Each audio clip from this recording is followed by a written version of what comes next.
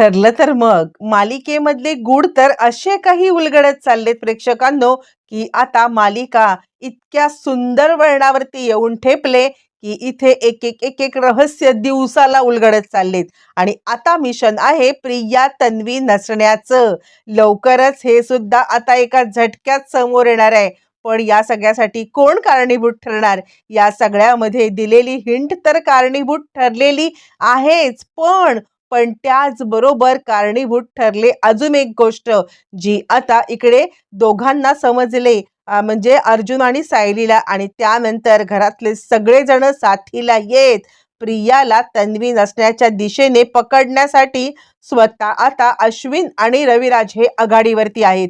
काय असं घडलंय? प्रिया तन्वी नाही हे सत्य एका कशा घटनेमुळे समोर आलंय आणि काय ट्रॅप सगळ्यांनी रचला होता, सगळं सविस्तर प्रेक्षकांनो आजच्या भागात तर आपल्याला पाहायला मिळालेलं आहे, की ज्या वेळेला दोघं जण म्हणजे अर्जुन आणि सायली हे दोघं जण चर्चा करत बसलेत महिपतने आणि नागराजने दिलेल्या हिंट वरती, त्याच वेळेला त्यांना समजलंय की प्रिय घर म्हणजे ही प्रिया, आणि आता महिपतने दिलेली हिंट म्हणजे घरातच तुमच्या आता अंधार आहे आणि घरातच उजेड. आता ह्यातली अर्धी हिंट तर समजले, की घरातच अंधार आणि प्रिय घर म्हणजे घरातला अंधार दुसरा कोण असणार आहे? मग आता सगळ्याच एका ह्याच्यावरती नावं लिहून काढली जातात आणि त्या नावांच्या आता दोन भाग केले जातात, एक सुभेदार आणि एक किल्लेदार. सुभेदार किल्लेदार असे आता दोन ज्या वेळेला भाग केले जातात, त्यावेळेला सुभेदारांच्या घरामधली सगळी माणसं आणि किल्लेदारांच्या घरामधली सगळी माणसं अशी आता सोय करण्यात आलेली असते. सुभेदारांच्या घरामधल्या माणसांच्या मध्ये आता पूर्णाई, प्रताप, कल्पना, अस्मिता, अश्विन, प्रिया आणि त्याचबरोबर अर्जुन, सायली. तर आता किल्लेदारांच्या मध्ये रविराज, प्रतिमा आणि सुमन. आणि नागराजचं नाव या कारणासाठी नसतं, कारण मुळातच नागराजनेच ही हिंट दिले म्हणून नागराज असूच शकत नाहीये. आता एक एक करत पूर्णाई याच्यामध्ये घरामध्ये अंधार आणणार नाहीये, प्रताप नाही, कल्पना नाही, अस्मिता नाही, अश्विन नाही, राहिली कोण? प्रिया. इकडे किल्लेदारांच्या म्हणजे प्रियापर्यंत आता हे दोघं जण अशा पद्धतीने पोहोचलेत. फायनली सायली सांगते, मला तर पहिल्यापासूनच डाऊट होता की हे सगळं काही कारस्थान तन्वीच करू शकते, पण आपल्याकडे कोणत्याही प्रकारचा ठोस पुरावा नव्हता आणि त्याचमुळे आपण आता काहीच करू शकत नव्हतो. पण ठीक आहे, आता आपल्याला खूप मोठी हिंट तर मिळालेली आहे की हे सगळं सगळं जर का प्रियाचं करत आहे, तर आता घरचा भेदी ती कळलंय, पण काय अजून सत्य आहे हे नाही समजलंय. आणि त्यावरती अर्जुन म्हणतो, ते समजायचं असेल तर आपण एकट्यांनी हे करू शकत नाही आहोत, आपल्याला याच्यासाठी मदत घेतली पाहिजे अश्विनची आणि रविराज काकांची. यावरती मग आता लगेचच इकडे सायली सांगायला लागते, ठीक आहे, आपण उद्याच्या उद्या त्यांच्याशी बोलून घेऊया. जे काही सत्य आहे ते सत्य आता जाणून घेतल्याशिवाय चैन पडणार नाहीये. कारण आता त्यांनी काय सांगितलंय की या घराला घरफोडी ती करते. आपल्याला माहिती आहे की प्रिया कारस्थानं करते, पण तरी सुद्धा नागराज काका असं काहीतरी बोलले की तुम्हाला ते माहिती नाहीये. काय माहिती नाहीये आपल्याला? काय नागराज काकांना इंडिकेट करायचं होतं? अर्जुन म्हणतो, ठीक आहे, उद्यापासून मिशन तन्वी चालू होणार आहे. आणि मिशन तन्वी चालू झालं की आता इकडे सगळ्या गोष्टी आपल्या समोर येतील. असं म्हटल्यावरती फायनली मग आता इकडे सगळ्यांना घरच्यांना विश्वासात घेण्याचं काम चालू. सगळ्यात पहिले चैतन्य सोबत चर्चा होते. चैतन्याला अर्जुन सांगतो, हे बघ, आम्हाला काल सत्य समजलंय की या सगळ्याच्या मागे तन्वी आहे. यावरती आता चैतन्य म्हणतो, अरे हे तर इतकं सोपं होतं की आपल्याला लगेच समजायला हवं होतं की घरामध्ये घरचा भेदी तीच असणार आहे. पण काय सत्य दडलं असेल? अर्जुन म्हणतो, ते तर शोधायचं आहे, पण त्यासाठी आपल्याला एक ट्रॅप रचायला लागणार आहे आणि त्या ट्रॅपमध्ये मला तुझी मदत हवी. त्यावरती चैतन्य म्हणतो, तुला आठवतंय का? म्हणजे सायली बहिणी, तुला माहित नसेल, पण आता ज्या वेळेला आम्ही इकडे गेलो होतो ना, म्हणजे सुमन काकूकडे, तेव्हा सुमन काकूने आम्हाला एक गोष्ट सांगितली होती, पण तितक्यात सायलीला खाली कल्पनाने हाक मारले आणि सायली खाली गेले. आणि त्यानंतर मग आता अर्जुन म्हणतो, अरे तुला आठवतंय का आपल्याला काय सांगितलं होतं की आता प्रियाच्या पायावर तुळशीपत्र आहे? अर्जुन म्हणतो, अरे झाली ना ती गोष्ट जुनी, आपण बघितलं होतं ना. चैतन्य म्हणतो, झाली जुनी, पण तरी सुद्धा एकदा मी तिचा पाय प्लेन बघितला होता. यावरती अर्जुन त्याला हसतो आणि अर्जुन त्याला म्हणतो, काय वेड लागले तुला? एकदा पाय प्लेन, एकदा तिचा पाय दिसला. चैतन्य म्हणतो, तू हस रे, पण मला हे समजलंय. पण तितक्यात सायली पुन्हा येते आणि ह्या दोघांचा विषय स्टॉप होतो. जर हा विषय सायलीच्या समोरच झाला असता तर तिने एका झटक्यात सांगितलं असतं की हे तुळशीपत्र प्रिया नाही तर माझ्या पायावरती आहे. पण आता हा विषय तिथे स्टॉप होतो. मग त्यानंतर रविराजांना आता अर्जुनने सगळं सांगितलंय. रविराज खरं तर खूप हतबल झालेले आहेत आणि ते आता विचार करतायत की तन्वी ही घरचा भेदी आहे माहितीच आहे, पण अजून काय सत्य दडलेलं असेल. यावरती अर्जुन म्हणतो, सिनियर याच्यात मला तुझी मदत लागेल. तू काहीही कर, पण आता अश्विनला मनव, कारण मी जर का त्याला काही सांगायला गेलो ना तर तो ऐकणार नाहीये. खरं तर सांगू का, नागराजनी आम्हाला एक हिंट दिली होती की आता तुम्हाला माहित नसलेलं सत्य त्याला माहिती आहे. आणि मग काय असं सत्य अजून आहे? आणि प्रिया महिपत म्हणजेच तन्वी ही प्रिया महिपत आणि नागराजची मदत का करते? रविराज म्हणतात, खरं तर ह्यात इंटरेस्ट काही नाहीये, पण तुझी मदत म्हणून मी 100% करेन. असं म्हटल्यावरती मग आता प्रताप आणि आता इकडे रविराज हे दोघं जण तयार आणि ते दोघं जण आता अश्विनला विश्वासात घेत त्याला आता सगळं सत्य सांगतायत. म्हणजे सत्य सांगतायत म्हणजे त्याची मदत घेत आहेत. अश्विन म्हणतो, काय झालं? त्यावरती मग आता प्रताप सांगायला लागतो, खरं तर आता इकडे रविराज खूप अस्वस्थ आहेत. म्हणजे मुळातच प्रतिमाची तब्येत ढासळते, त्याने तुला सांगितलेलंच आहे. पण त्याचबरोबर त्याला आता इकडे तन्वीची सुद्धा काळजी वाटते. यावरती मग आता अश्विन म्हणतो, तन्वीची काळजी? यावरती तो सांगायला लागतो, आता बघा हा, त्याला घोळात घेण्यासाठी काय काय काम केलंय ते. त्यावरती मग लगेचच तो सांगायला लागतो, तन्वीची काळजी का? यावरती रविराज सांगायला लागतात, अरे म्हणजे बघ ना, ती आता इकडे महिपतला भेटते, ती एकीकडे हे सांगते की नागरासाठी तिला चांगलं वाटलंय, पण मला नाही वाटत आहे, काहीतरी गडबड आहे. ही गोष्ट मात्र आता मला समजतीये.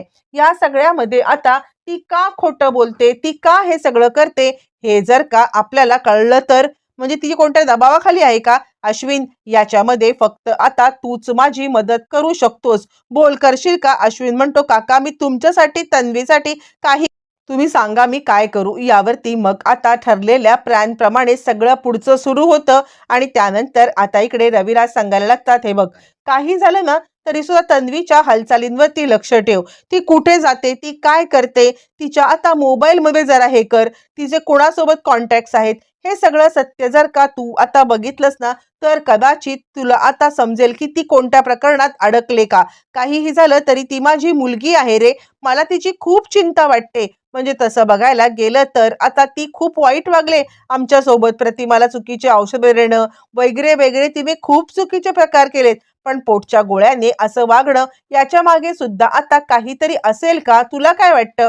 अश्विन म्हणतो, काका तुम्ही म्हणताय ते आत्ता कुठेतरी माझ्या ध्यानात येतंय. तुम्ही काळजी करू नका, मी आता या सगळ्यामध्ये तुम्हाला नक्कीच मदत करेन. आणि त्यावरती रविराज म्हणतात, तुझे किती आभार मानू तितके कमी आहेत. खरं तर हा सगळा ट्रॅप आहे अश्विनच्या मार्फत सत्य शोधून काढायचा.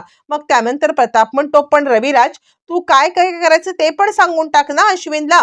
यावरती रविराज सांगायला लागतात, ठीक आहे, तू काय करायचं की ज्या ज्या वेळेला तिच्या मोबाईल मधली काही माहिती असेल त्याचे स्क्रीनशॉट म्हण, त्याचे सगळ्या माहिती म्हण, हे सगळं सगळं डिटेलमध्ये मला आता पाठवून ठेवायचं आहे, जेणेकरून तुला जे काही कळेल ते माझ्यापर्यंत सगळं इत्यंभूत माहिती पोहोचली पाहिजे. यावरती मग आता अश्विन सांगतो, ठीक आहे, माझ्यासाठी हे काही कठीण नाहीये, पण तरी सुद्धा मी बऱ्याचदा बघतो ना, आत्ता तुम्ही म्हणताय तेव्हा माझ्या लक्षात एक गोष्ट आले की तन्वी प्रत्येक वेळेला तिचा मोबाईल आता इकडे माझ्यापासून लांब ठेवते.